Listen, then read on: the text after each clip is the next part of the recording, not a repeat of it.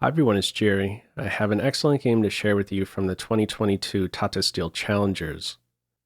On the white end, Roven Vogel playing against Zhu Jiner, who has been having a wonderful past 12 months, increased her rating by 64 points, also moved up 12 spots in the rankings, currently sits at number 6 in the world on the women's live rating list. Okay, the opening we have here, a quiet start to this one. We are looking at the Colle System. Now the symmetry in this one breaks at this moment here. Fianchetto, Queen Knight's out and about. And from here we have Bishop e7. Now the bishop has two options. Why isn't it going to d6? Isn't this the better square? More options from d6, more possibilities. You watch over center square e5. Maybe look to hold up a knight improvement. A downside with the post on d6 is that it is more vulnerable. When white captures, or if white captures on c5, that pawn now strikes the bishop. So when this happens now, black pretty much has nothing better than to immediately recapture. I'll draw some more attention to this difference between the bishop posts soon enough. But for now, okay, the more modest e7 square it is. From here, a3, white watches over b4. a3 paves the way for the bishop post on d3. That bishop can now not be bothered by a knight. From here it is castles, and white continues here with bishop d3. Now, if white captures on c5 in this position, you don't have to recapture on c5. There's another move you can consider. Let's say in this position the bishop was on d6. You would have nothing better than to recapture. If you don't recapture on c5, white, you move the bishop, right? You move the bishop back, white hangs on to the pawn. Let's say the bishop was on d6. You're recapturing right away. Notice how this difference between the bishop posts can have an influence on the structure on the queen side in particular. White in this position can now start to grab space on the queen side. b4 and c4. I am not saying that this is great for white. Just trying to demonstrate a strong duo here for white on the queen side. As black here, do you have an answer to this possibility? Taking on d5, maybe a push in the creation of a 3 versus 2 majority, or a push here with b5. Does your knight have a good response, a good new home? Okay, you should have answers to all of these questions. It could be tricky to handle this duo. Now, in the game, again, it was bishop d3. If this capture, you don't have to recapture. A different move you could consider here is a5. And this is significant. This holds up the idea of b4. If no b4, the knight feels a bit more stable, we might say. You have a5 in this position. After bishop d3, only one move later, you can go ahead and recapture. Okay, the difference between bishop posts highlighted there. How it plays out in this game, don't see the capture, bishop d3 it is. From here, b6, castles, bishop b7, queen e2. From here, it's a5, black's eyeing an a4 break. It does weaken b5. You want to be especially careful about weakening this b5 square if the queen knight is still on home base. It would have a fast track into that post. A knight in particular would be super disruptive. Not so much a bishop in this position. Okay, black looking for this break. White's response plays in the center. And black continues here with queen c7. Now, if you run straight in for a4, this can be a disruptive move, bishop b5 with the fork. how you addressing both threats here. If you take the knight, pawn recaptures, knight is hit. Still an issue here on a4. Okay, not so fast. Black here, not so fast with the a4 push. Development of the queen, some security for the knight. Rook's now connected for both sides. Follow up now, we have knight captures knight. So if white tries to, let's say, glue the knight in, that's where we can revisit this move. The a4 break is in there. It's pretty clear with how white follows up in this game. He does not want to see a5 to a4 played. So at this stage, he captures on c6, bishop recaptures, and now we have a4. Okay, where do we go from here? Rook on a what's soon to be half open file. Follow up f4. Knight improvement. You do have to be a bit careful here. After this last move f4, this is not just paving the way for maybe a knight transfer into e5. It's a big intersection square to be sure. But another detail here, it paves the way for a quick rook lift. Rook f3, h3. This can be very dangerous. So if you just casually say to yourself, oh, this rook's not doing anything, let me put it on a file I think may be productive, this could definitely be dangerous. White hops in the center. Now this opens up a couple new possibilities for black. Defensive resources for the king side, maybe f5, maybe bishop f6, maybe even g6, clearing out the 7th rank. Much more active move here rather than a rook move where we're not quite sure that it's going to be productive. This move here, it's definitely productive. White's response, captures on c5. Let me throw this one to you as a pop quiz. How would you recapture on c5? Feel free to pause the video. Okay, there is only one good way to recapture, and it's with the bishop, the move in the game.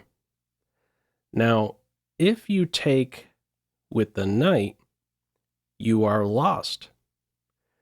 There would be a beautiful tactical sequence available to white with bishop captures h7 check, queen h5 check, and bishop captures g7. A double bishop sacrifice is available. With the follow-up queen g4 check, you have to now play to the h-file, king f6, mate in 1.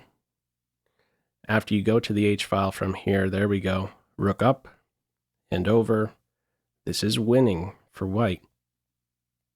So, recapturing on c5 with the knight loses. If you take with the pawn, this wouldn't be good either. You're not going to get killed straight away. But structurally speaking, this is poor because white can respond with knight captures knight. And it's not so much about these pawns being doubled. It's more about these pawns being split and this pawn essentially interfering now with this play on the c-file. There's no longer going to be any play here.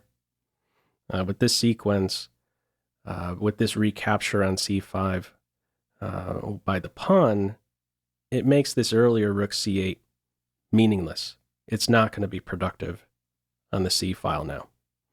So this here, a very good position structurally speaking for white. Two very good bishops here as well. The correct way to recapture the move in the game, bishop recaptures. This file remains half opened and there's no shot on h7. Okay, from here, king h1, white's out of the pin. Follow up knight captures knight. Queen captures knight. The queen is, call it demoted, being on d2 rather than e2. She's now 2 steps away from this very aggressive post h5. Follow up f6, blunting this diagonal here. Queen gets back to e2. From here, queen e7. This does cover e6. It was unprotected. Queen g4 moves, no longer hit with tempo. Follow up here, e4. And black's response is d4. This is one of the two top moves. The other one, the computer has its eye on. I am not a fan of it at all. It says go ahead and take on e4. Why would this not be appealing? I just think this queen is just so good here on e4, but computer says that this is fine. I don't know that you're going to find many humans playing in such a way. You're really asking for trouble here, creating this target here on e6. It's more vulnerable with a half-opened e-file now.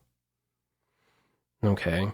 How it's played in the game, we have d4. Now, this bishop, its eyes are closed, but all right, another way to view it, this bishop doesn't see the king's side directly anymore, so neither of these pieces are really so wonderful here.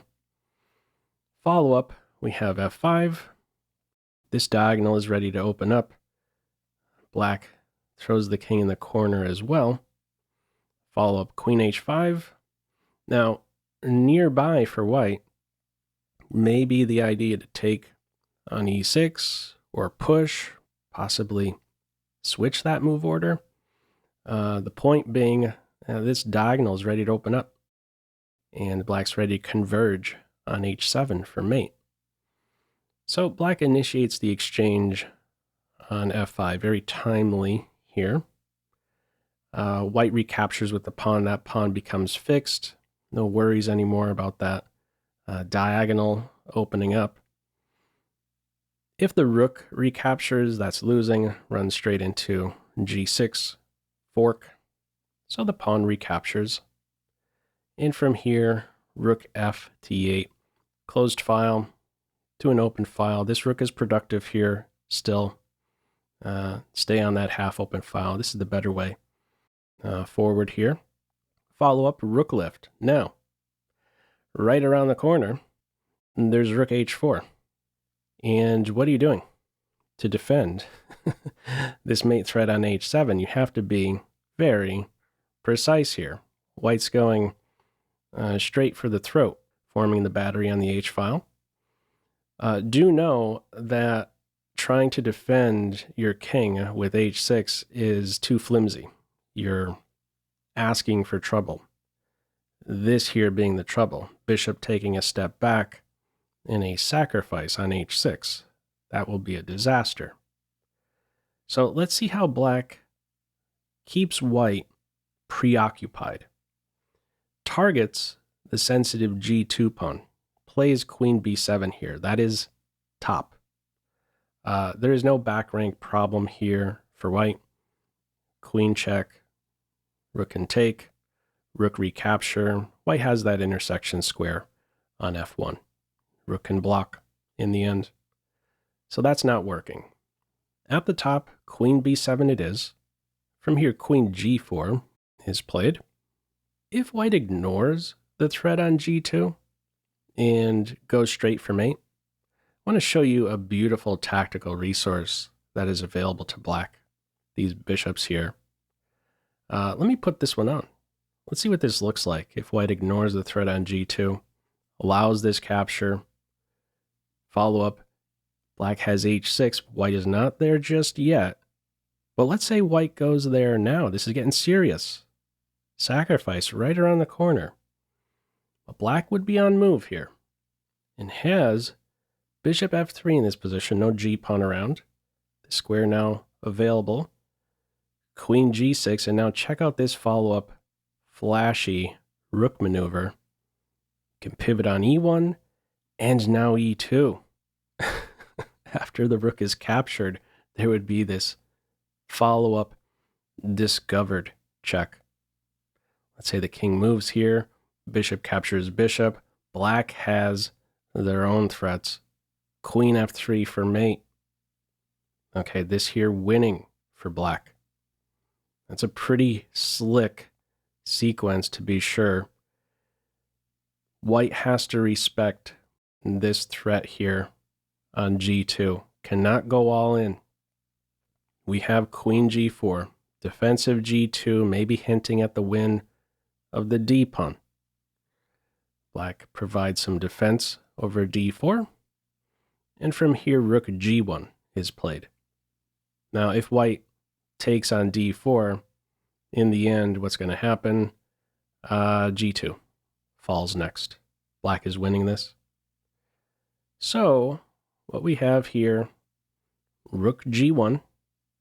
Now, in some cases, this defensive g2 with the rook on g1 can actually work against white. In what way? If black ever captures on g2, the king no longer has access to g1, and if white is forced to recapture on g2 with the rook, that can leave the back rank vulnerable. Okay, from here we have rook e5, pressure on something, paving the way for a battery on the e file. White's response, bishop c1. If white captures on d4 here, that is losing.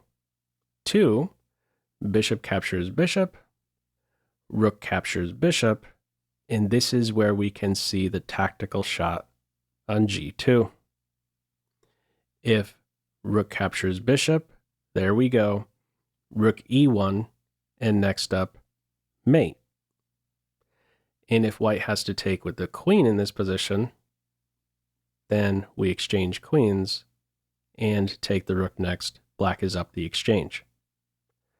My point, this d4 pawn, poison because of the tactic on g2. So the bishop goes back home, setting up this idea of a battery one way or the other. h6 will not be a defense. Black has to be precise. Doubles rooks. We see from here queen h3. Next up, rook h4. I question the order of that battery. Why not have the queen act as the leader? Well, from h3, she watches over g2. If you don't watch over g2, yet again, there would be a trick on g2. This one here would be more sophisticated. White would have to take with the rook. Black would be able to go down with this check. If rook f1, you exchange rooks. The other rook goes down there, targets 2 unprotected bishops. Black is winning that. And if bishop to f1 in this position, black has only one winning way. Don't take this bishop. There's a problem here. Let's solve that problem. Rook 8 to e4 would be winning. Looking to deflect the rook from its defense of this bishop. White is not going to be able to hold things together from here. Okay. The queen in this position right here goes to h3. Black on move. Rook e1. From here, bishop d2 is played. This is a losing move. Computer says best is rook f to f1. Defend that back rank. If white goes in for this battery, we could very easily see this one peter out to a draw. Let me show you what this could look like. There's yet again this idea to take on g2 in this position. Only move is to recapture with the queen. You could exchange queens, exchange rooks, and in the end, go into this opposite color bishop ending. Black here up a pawn, but this is not winnable here.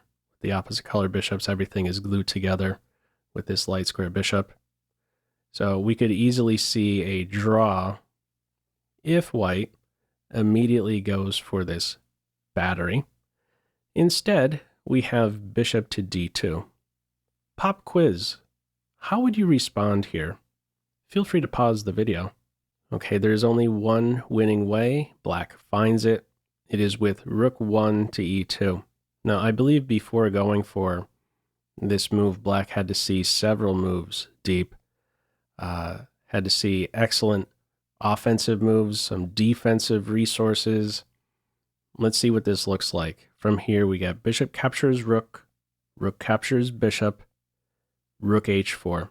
Now what? What are you doing about this pressure on h7? In the game, rook captures bishop is played.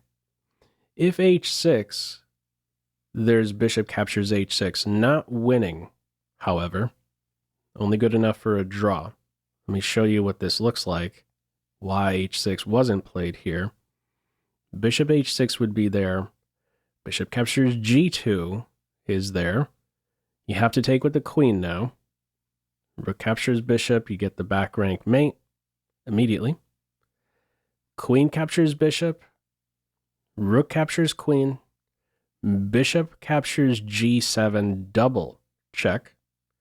If the king captures the bishop, white would be winning. The draw here is to play to g8. If you take the bishop, why is it losing? Well, eventually the king is going to get skewered. Rook is going to be able to play to h7 eventually, maybe after first inserting the check on h8. The draw in this position would be to go to g8, and this position here calls it a draw. Okay, the winning way for black at this moment here, no h6. Rook captures bishop it is. Allows rook captures h7. Only move. Rook check. Only move. Is the king going to get mated? What's happening after queen h5? In the game, queen g4 is played. I'll touch on the difference between these two squares. Queen g4 is eyeing up this square as well as g7. If queen h5 was played here, black will slip away. Just barely. No check here. This is something black had to look into before going for this, before probably going for rook 1 to e2. If there's a follow-up check in this position, only one winning way. The king would hide here on d6, staying out of the way of queen f7 with check. King d7, queen f7 would be there. In this position, there's just not a good way to get at the king. There's a check here on d8 and e6. Black has an answer to both. If rook d8, black could play king c7. A follow-up check here, king captures rook. The bishops cover a lot of ground. Queen defended. And if the other check here on e6, the king could go to c7. A follow-up check on f7, the bishop is there to block. Black is the one generating a threat in this position here. Mate in one. Back rank mate idea as well. So, going straight in for this check at this moment here, queen h5, not working out. Neither is the move in the game, queen g4. Why queen g4, by the way? If you go to g3, there's a sacrifice on g2, my favorite move to cover. The queen on g4 has an eye on d1. It's not just an offensive move. Watching over g6 and g7. If you go to g3, there would be the shot on g2. Rook captures, we get the back rank mate. And queen captures, we get the queen. Okay, how it is played here, white goes with queen g4. One final pop quiz. What move would you play here? Feel free to pause the video. Okay, favorite move to cover. Bishop captures g2. Now what? Take with the rook? Take with the queen? Well, you could take with the rook here. Queen has d1 covered. Let's see the follow-up, though. Queen captures rook. Only move. Gotta recapture.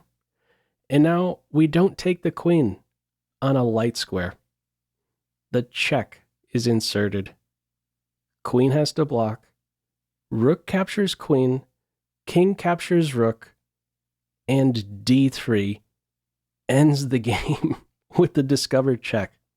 That is a beautiful sequence. What are you supposed to do here? The game continued. King f1, pawn takes pawn. Nothing can stop this pawn. This bishop that was pretty much doing nothing for most of the game ends up being the star piece at the very end with this discovered check idea. That was an awesome continuation. I just want to play that out once more. Let me know in the comments below if you spotted this sequence here. What an awesome finishing combination right there. Forcing the recapture on G1, D3 discovered check decides the game. Anyhow, your thoughts on this one. Feel free as usual to leave any feedback to this video in the comment section below. I hope you enjoyed it and maybe took a thing or two away. That's all for now. Take care. Bye.